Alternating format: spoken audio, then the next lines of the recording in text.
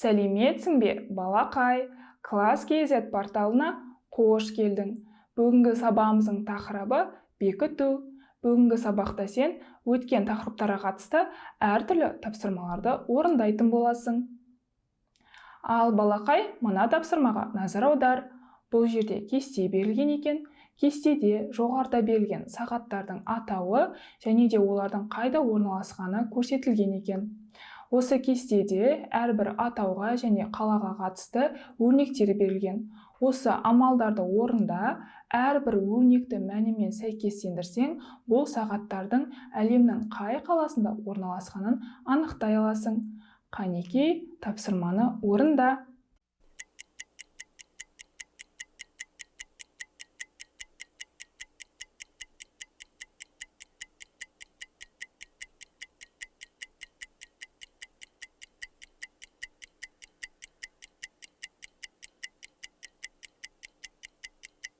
Ал балақай, бірге тексерейік.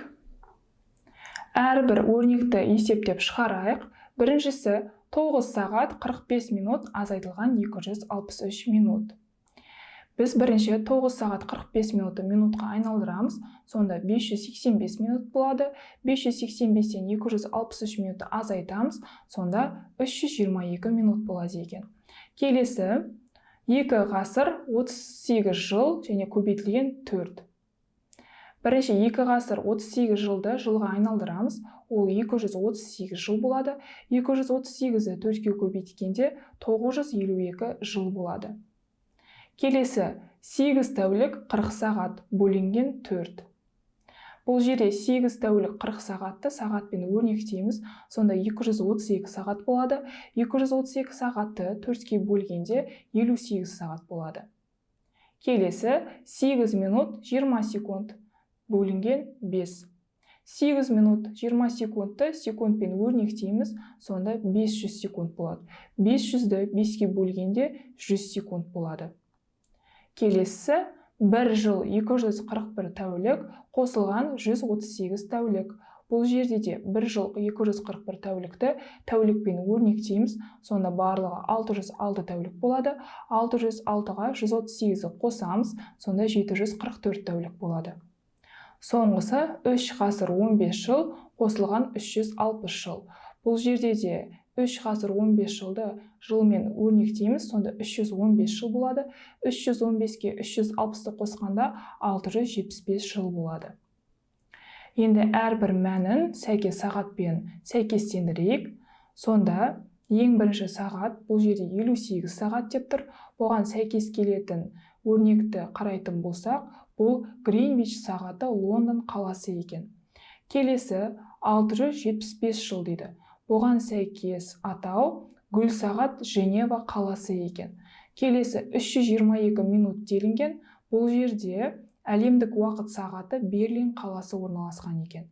Келесі 100 секунд дейді. 100 секундқа сәйкес атау Қуыршақ театрының сағаты Мәскеу қаласында орналасқан екен.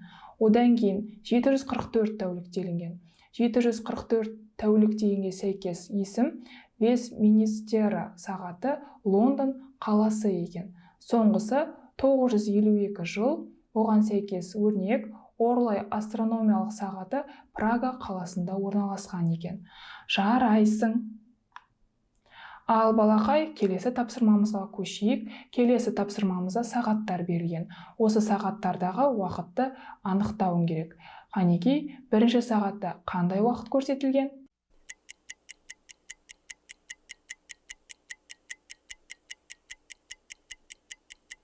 Бәрекелді, дұрыс айтасың. Бұл жерде 11 сағат 15 минут 5 секунд делінген. Келесі сағат. Бұл жерде қай уақыт көрсетілген? Бәрекелді, дұрыс айтасың. Бұл жерде уақыт 11 сағат 35 минут 15 секунд деген. Енді соңғы мына сағатқа қара, бұл жерде уақыт қаншаны көрсетіп тұр? Бәрекелді, дұрыс айтасың. Бұл жерде уақыт 3 сағат 30 минут 55 секунд екен. Жарайсың. Ал балақай, келесі тапсырмамызға көшейік. Бұл жерде көрсетілген өлшем бірліктеріне өрнектеуің керек. Біріншісі 3 тәулік бұл қанша сағатты құрайды? Бәрекелді, дұрыс айтасың. 3 тәулік бұл 72 сағат екен. Келесі 4 ғасыр бұл қанша жыл? Бәрекелді, 4 ғасыр бұл 400 жыл болады. Келесі 6 сағат 20 минут барлығы қанша минут болады? Бәрекелді, дұрыс айтасың, бұл 380 минутты құрайды. Келесі 12 минутты секундпен өрнекте. Бәрекелді, дұрыс айтасың, бұл секундпен 720 секунд болады. Келесі 4 тәулік 4 сағатты сағатпен өрнекте.